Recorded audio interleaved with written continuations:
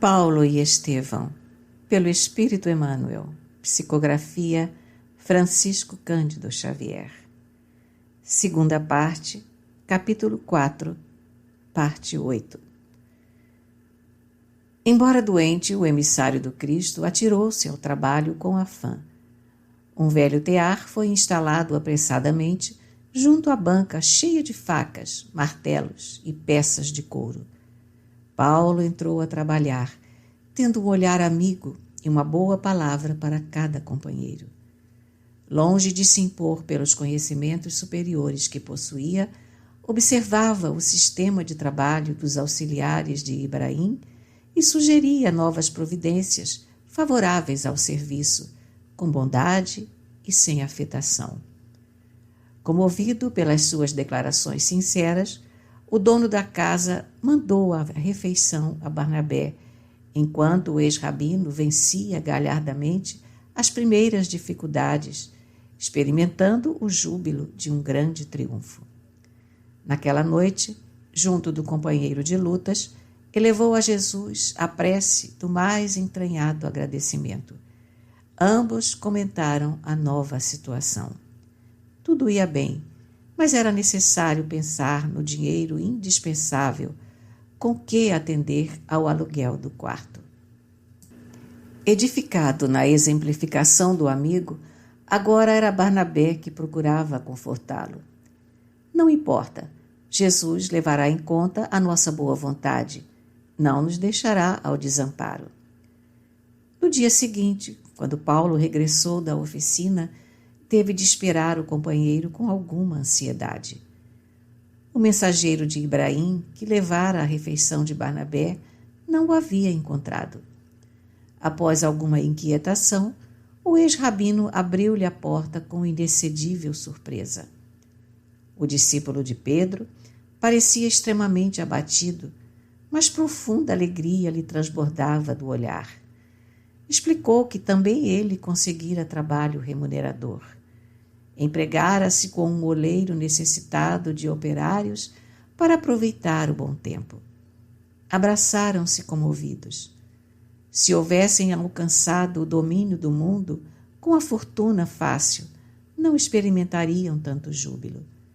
Pequena fração de serviço honesto lhes bastava o coração iluminado por Jesus Cristo. No primeiro sábado de permanência em Antioquia, os arautos do Evangelho dirigiram-se à sinagoga local.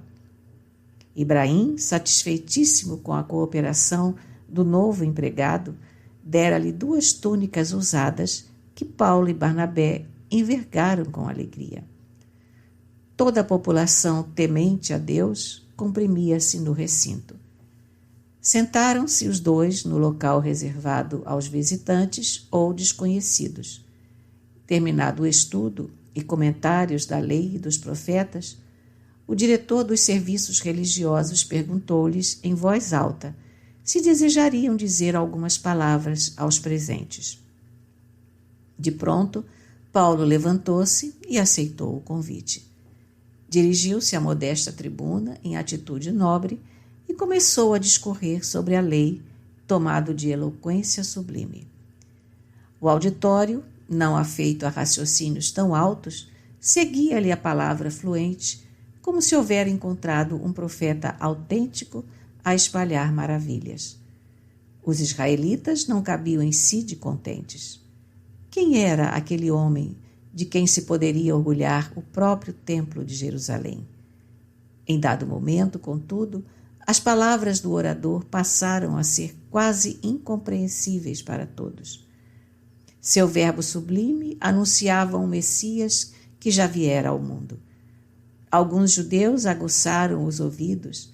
Tratava-se do Cristo Jesus, por intermédio de quem as criaturas deveriam esperar a graça e a verdade da salvação. O ex-doutor observou que numerosas fisionomias mostravam-se contrariadas, mas a maioria escutava-o com indefinível vibração de simpatia. A relação dos feitos de Jesus, sua exemplificação divina, a morte na cruz, arrancavam lágrimas do auditório. o próprio chefe da sinagoga estava profundamente surpreendido. Terminada a longa oração, o novo missionário foi abraçado por grande número de assistentes. Ibrahim, que acabava de conhecê-lo sob novo aspecto, cumprimentou-o radiante. Eustáquio, o oleiro que dera trabalho a Barnabé, aproximou-se para as saudações, altamente sensibilizado. Os descontentes, no entanto, não faltaram. O êxito de Paulo contrariou o espírito fariseu da Assembleia. No dia imediato, Antioquia de Pisídia estava empolgada pelo assunto. A tenda de Ibrahim e a olaria de Eustáquio foram locais de grandes discussões e entendimentos. Paulo falou, então, das curas que se poderiam fazer em nome do Mestre. Uma velha tia do seu patrão foi curada de enfermidade pertinaz com a simples imposição das mãos e as preces ao Cristo. 2 filhinhos do oleiro restabeleceram-se com a intervenção de Barnabé. Os 2 emissários do Evangelho ganharam logo muito conceito. A gente simples vinha solicitar-lhes orações, cópias dos ensinos de Jesus, enquanto muitos enfermos se restabeleciam. Se o bem estava crescendo, a animosidade contra eles também crescia, da parte dos mais altamente colocados na cidade. Iniciou-se um movimento contrário ao Cristo. Não obstante a continuidade das pregações de Paulo, aumentava entre os israelitas poderosos a perseguição, o apodo e a ironia. Os mensageiros da Boa Nova, entretanto, não desanimaram. Confortados pelos mais sinceros, fundaram a igreja na casa de Ibrahim. Quando tudo ia bem, eis que o ex-rabino, ainda em consequência das vicissitudes experimentadas na travessia dos pântanos da Panfilha, cai gravemente enfermo, preocupando a todos os irmãos. Durante um mês, esteve sob a influência maligna de uma febre devoradora. Barnabé e os novos amigos foram inexcedíveis em cuidados. Explorando o incidente, os inimigos do Evangelho puseram-se em campo, ironizando a situação. Havia mais de 3 meses que os 2 anunciavam um novo reino, reformavam as noções religiosas do povo, curavam as moléstias mais pertinazes, e por que motivo o poderoso pregador não se curava a si mesmo? Fervilhavam assim os ditos mordazes e os conceitos deprimentes. Os confrades, entretanto, foram de uma dedicação sem limites. Paulo foi tratado com extremos de ternura no lar de Ibrahim, como se houvesse encontrado um novo lar. Após a convalescença, o desassombrado tecelão voltou mais ao viçareiro a pregação das verdades novas. Observando-lhe a coragem, os elementos judaicos, ralados de despeito, tramaram sua expulsão sem qualquer condescendência. Por vários meses, o ex-doutor de Jerusalém lutou contra os golpes do farisaísmo dominante na cidade, mantendo-se superior a calúnias e insultos. Mas, quando revelava seu poder de resolução e firmeza de ânimo, eis que os israelitas descontentes ameaçam Ibrahim e Eustáquio com a supressão de regalias e banimento. Os 2 antigos habitantes de Antioquia de Pisídia eram acusados como partidários da revolução e da desordem. Altamente comovidos, receberam a notificação de que somente a retirada de Paulo e Barnabé poderia salvá-los do cárcere e da flagelação. Os missionários de Jesus consideram a penosa situação dos amigos e resolvem partir. Ibrahim tem os olhos rasos de lágrimas. Eustáquio não consegue esconder o abatimento. Ante as interrogações de Barnabé, o ex-rabino expõe o plano das atividades futuras. Demandariam Icônio, pregariam ali as verdades de Deus. O discípulo de Simão Pedro aprova sem hesitar. Reunindo os irmãos em noite memorável, para quantos lhe viveram as profundas emoções, os mensageiros da Boa Nova se despedem. Por mais de 8 meses haviam ensinado o Evangelho. Afrontaram zombarias e apodos, haviam conhecido provações bem amargas. Seus labores estavam sendo premiados pelo mundo com o banimento, como se eles fossem criminosos comuns, mas a Igreja do Cristo estava fundada. Paulo falou nisso quase com orgulho, não obstante as lágrimas que lhe rolavam dos olhos. Os novos discípulos do Mestre não deveriam estranhar as incompreensões do mundo, mesmo porque o próprio Salvador não escapara à cruz da ignomínia, acrescentando que a palavra cristão significava seguidor do Cristo. Para descobrir e conhecer as sublimidades do reino de Deus, era preciso trabalhar e sofrer sem descanso. A Assembleia afetuosa, por sua vez, acolheu as exortações lavada em lágrimas. Na manhã imediata, munidos de uma carta de recomendação de Eustáquio e carregando vasta provisão de pequeninas lembranças dos companheiros de fé, puseram-se a caminho, intrépidos e felizes. O percurso excedente a 100 quilômetros foi difícil e doloroso, mas os pinhodeiros não se detiveram na consideração de qualquer obstáculo. Chegados à cidade, apresentaram-se ao amigo de Eustáquio, de nome Onesíforo. Recebidos com generosa hospitalidade no sábado imediato, antes mesmo de fixar-se no trabalho profissional, Paulo foi expor os objetivos de sua passagem pela região. A estreia da sinagoga provocou animadas discussões. O elemento político da cidade constituía-se de judeus ricos e instruídos na lei de Moisés. Contudo, os gentios representavam em grande número a classe média. Estes últimos receberam a palavra de Paulo com profundo interesse, mas os primeiros desfecharam grande reação logo de início. Houve tumultos e os orgulhosos filhos de Israel não podiam tolerar um Salvador que se entregara sem resistência à cruz dos ladrões.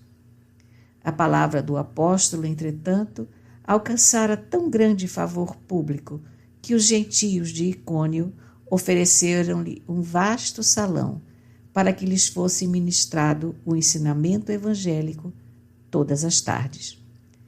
Queriam notícias do novo Messias, interessavam-se pelos seus menores feitos e por suas máximas mais simples. O ex-rabino aceitou o encargo, cheio de gratidão e simpatia. Diariamente, terminada a tarefa comum, compacta multidão de iconienses aglomerava-se ansiosa por lhe ouvir o verbo vibrante. Dominando a administração, os judeus não tardaram em reagir, mas foi inútil a tentativa de intimidar o pregador com as mais fortes ameaças. Ele continuou pregando, intrépida, desassombradamente. Onesíforo, a seu turno, dava-lhe mão forte e, dentro em pouco, fundava-se a igreja em sua própria casa. Os israelitas mantinham viva a ideia da expulsão dos missionários quando um incidente ocorreu em auxílio deles.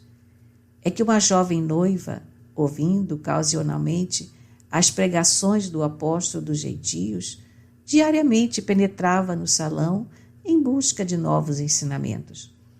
Enlevada com as promessas do Cristo e sentindo extrema paixão pela figura empolgante do orador, fanatizara-se lamentavelmente, esquecendo os deveres que aprendiam ao noivo e a ternura maternal.